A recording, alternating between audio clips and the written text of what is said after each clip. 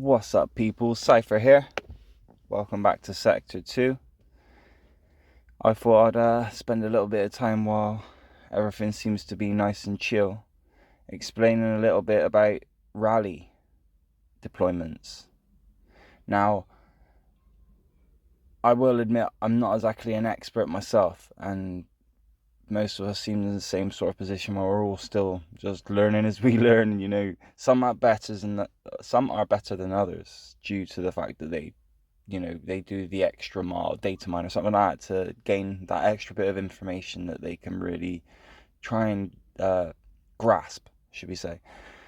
Most people just test boundaries. You send deployments out, it whacks something, it either succeeds and fails, you get a report from it, you assess the report, you kind of just make amends to the errors that you made and try different deployments, see what you can come across.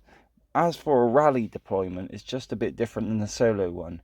Rally deployment, you'll have a rally leader, which will be the person who initiates the rally, sets the rally up. And then you will have people who join the rally.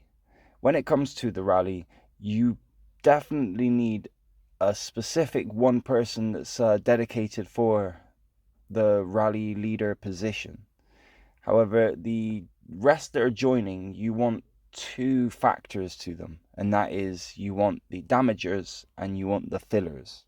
The rally can only contain so many troops, and so you have to spread that troop count across everybody, and you might have a lot of alliance members jumping in to this rally, so you may not be able to actually all put full deployment troops in. It may be an issue. Therefore, you may not actually be able to add all your alliance members into this because of that restriction. However, if you are to dedicate a couple of members to being damagers, so the ones who do throw out full deployments that are made with heroes that are set up to give them real buffs, and probably dodge. Dodge is everywhere.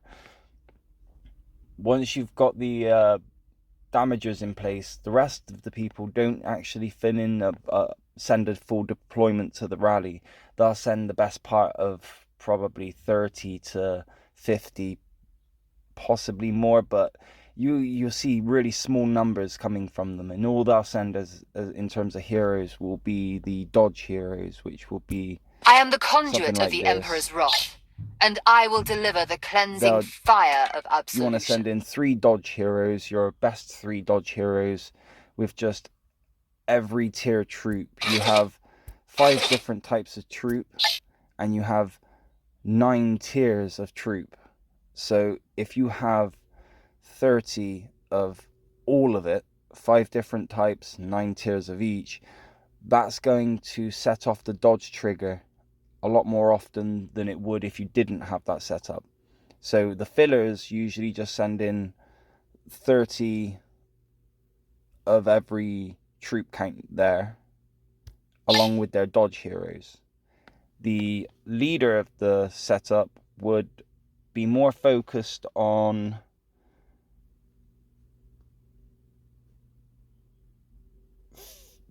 fixed modifier skills. So, for example, Telion. The deadliest weakness often lies within the pride of a commander. Alright, mate. He has 2 that would be considered as such. And they debuff and buff speed. They buff your speed, they debuff your opponent's speed. A rally leader is looking for skills such as this. They want to set up the rally in a way that it's fixed. The people joining the rally, they mainly want to bring in what you would call trigger skills, which they are what they say they are. They trigger when a certain instance happens. For example, dodge. Dodge being a trigger skill. Counter.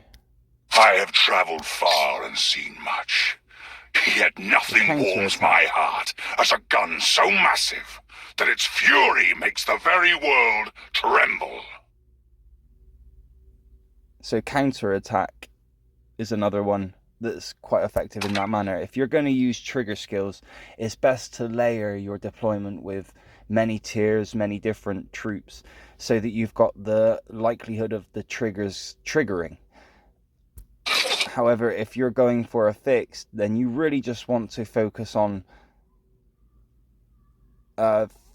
mainly speed is probably the most common one people like to set into it.